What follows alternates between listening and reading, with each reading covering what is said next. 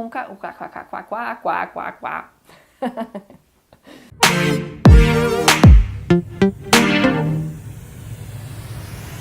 Olá, pessoal, tudo bem? Eu sou a Luana, aqui do canal Sora Me Ajuda, e hoje a gente vai falar sobre como interpretar poemas. Mas antes da gente começar a nossa aula, não esquece de se inscrever aqui no canal, ativa o sininho para receber as notificações e quando esse vídeo acabar, se esse conteúdo fizer sentido para você, deixa o seu comentário e o seu like. Muitos alunos, falam assim, ai, professora, interpretar poema tem que ficar viajando, aqueles caras lá, nossa, mó brisa. Eles adoram falar isso, que é mó brisa.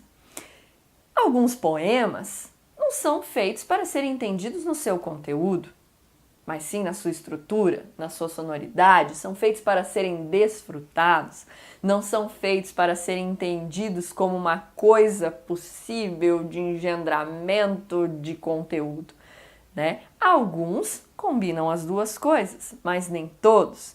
Então, hoje eu vou te dar algumas dicas bem legais para você interpretar poemas e a gente vai ter uma série de vídeos com poemas interpretados. Vocês viram aí que a gente tem uma série de declamações. Agora eu vou interpretar alguns desses poemas. Claro que são as minhas visões. Vocês podem ter as diferentes de vocês e que eu quero que vocês comentem para mim também. A primeira coisa para fazer para interpretar um poema é ler em voz alta. O poema ele é feito para ser falado, ele é feito para ser declamado com entonação e ritmo. Um poema preso num papel, sendo lido só pela voz baixa ou silenciosa, uma leitura silenciosa, ele perde a cor, porque a principal característica do poema é o ritmo, é a sonoridade, Então leia em voz alta. Mas está no Enem, está numa prova, não tem como. Bom, imagina, porque o que acontece? Quanto mais você vai pegando esse hábito do poema, de ler em voz alta, daqui a pouco você já começa a ler imaginando como é aquilo, Então sente as palavras sendo ditas, Sente o som. Nossa, isso parece com isso. Não é só a rima, O poema ele tem uma melodia, uma musicalidade, uns mais, outros menos, mas o que caracteriza o poema é o ritmo, é a presença de ritmo. Então vamos começar do começo. Eu sou uma apaixonada por poemas, tenho um livro publicado de poemas, se você quiser conhecer o Visceral, vou deixar um link aqui embaixo para você conhecer os nossos poemas também, as minhas declamações, mas falando de poema no geral. Bom, primeira coisa que você precisa saber é que poema é um gênero textual escrito em versos, estrofes, com ritmo. Mas e a rima? Ela não é obrigatória, certo? E a metrificação não é obrigatória. O que a gente tem é o ritmo, beleza? Quando o poema é concreto, aí é uma outra situação. Se você quiser uma aula de poema concreto, deixa aqui o seu comentário que eu faço essa aula e dedico para você. Bom, o que a gente precisa analisar? Primeira coisa, como eu falei para vocês, leia o poema, escute o poema e pense quais são as figuras sonoras utilizadas. Por exemplo, eu tenho a anáfora, que é a repetição, eu tenho repetição de consoantes, eu tenho repetição de vogais, de sons parecidos, eu tenho rimas internas, eu tenho palavras que parecem, eu tenho palavras proparoxítonas. Que tipo de rima eu tenho, Então pensando aí no esquema de rimas, por exemplo, considerando uma estrofe de 4 versos, então quando eu tenho a primeira rimando com a segunda e a terceira rimando com a quarta, eu tenho rimas emparelhadas. Quando eu tenho o primeiro verso rimando com o terceiro, o segundo rimando com o quarto verso, eu tenho rimas intercaladas. E quando eu tenho o primeiro verso rimando com o quarto, o segundo rimando com o terceiro, eu tenho rimas interpoladas. Esse ritmo, esse esquema de rimas faz diferença também no ritmo do poema. Então, tanto para produzir quanto para ler, é importante estar atento a isso. A metrificação também, que é a divisão em sílabas poéticas. Lembrando que... Acredito que essas crianças vão gritar aqui agora. Não, faz isso quietinha não. Vai gritar pra lá.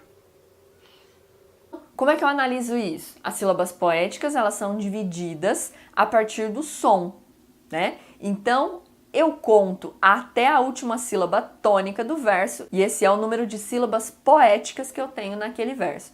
Geralmente, né, poemas que seguem uma escola literária, que estão inseridos numa escola literária mais tradicional, eles têm uma metrificação bem rígida, né? Outros, como os modernistas, já têm um verso mais livre, né, sem tanta metrificação. Os versos sem uma metrificação específica são chamados de versos livres. Os versos sem rima, versos brancos, beleza?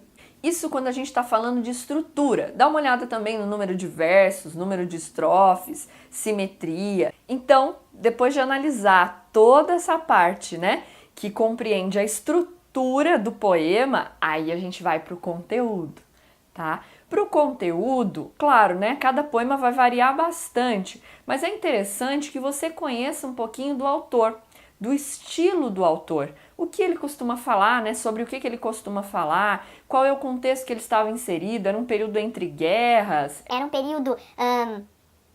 Era um poema... era um período de sofrimento, era um período de sofrimento pessoal, era um período mais alegre, quais foram as fases pelas quais ele passou.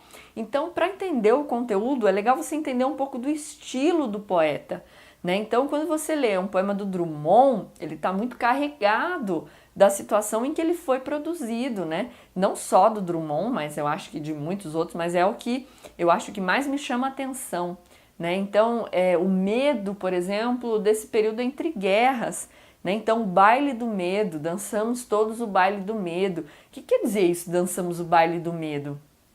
Não sei. Ai, sei lá. Então, é interessante, o estilo, ele compreende isso também, né? Qual é o assunto abordado, quais são as temáticas mais abordadas por aquele autor especificamente, né? Então, para compreender o conteúdo é legal isso. Outra coisa que eu vejo muita dificuldade nos alunos é a questão de compreender as metáforas. Então, a gente não pode ficar só no superficial dos textos, desconfie de tudo, né? Então, se ele está falando lá, por exemplo, a rosa do povo, que rosa é essa? Né? Se ele está falando a flor que nasceu na rua, que furou o tédio, furou o asfalto, furou o nojo, que flor é essa? Quer dizer que o Drummond sentou lá às 6 horas da tarde na capital do país, viu uma florzinha nascendo no asfalto e falou, vou escrever só sobre isso. Será que é só sobre isso? De repente naquele momento foi, mas o poema ele tem múltiplas interpretações, então a gente precisa se apropriar dessas metáforas também para que a gente possa dar um sentido para elas. Ai, mas e se o sentido que eu der não for o sentido que o professor quer? Bom, provavelmente, se você prestar atenção nas análises feitas em aula ou no direcionamento que o material didático dá, você vai ver que existe uma linha de análise. Não quer dizer, eu vejo muitos alunos falando assim, mas então se o professor mandou interpretar, é a minha interpretação. Gente, se eu tô falando de baile do medo, não falou nada de elefante, eu vou lá e falo assim, é porque caiu um elefante na cabeça dele. Faz sentido? Não. Então a gente precisa estar bem fundamentado, né? A interpretação do poema, ela não é qualquer coisa, como dizem os meus alunos, mó brisa. Não é isso. Ela precisa de fundamento. Essa metáfora, ela é assim por quê? O que é que você compreendeu aí? Então eu compreendi que isso, e cheguei no elefante. Então tá bom.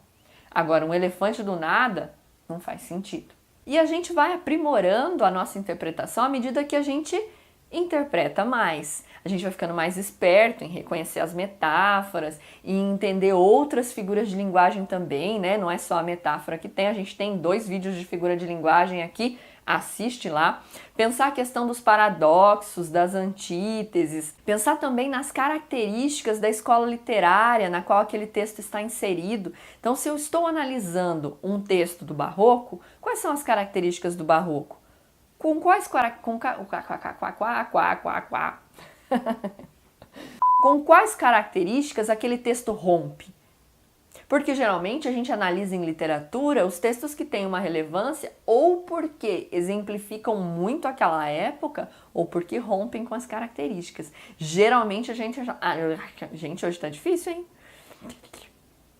Geralmente a gente analisa aqueles que rompem mais com as características, né? Então é interessante olhar isso também, certo? E é claro, a sua bagagem pessoal, né? Então tenha o hábito não só de ler jornais, de ler notícias, mas de ler coisas sensíveis, de ler prosa poética, de ler poemas, de escutar músicas mais elaboradas, onde exige da gente uma interpretação maior, né? Porque a gente está vivendo aí uma era de textos muito óbvios, tanto textos poéticos, quanto músicas, quanto informação mesmo dada pra gente em termos de contos, crônicas, né? Pra gente poder também desenvolver esse músculo da interpretação de textos mais líricos.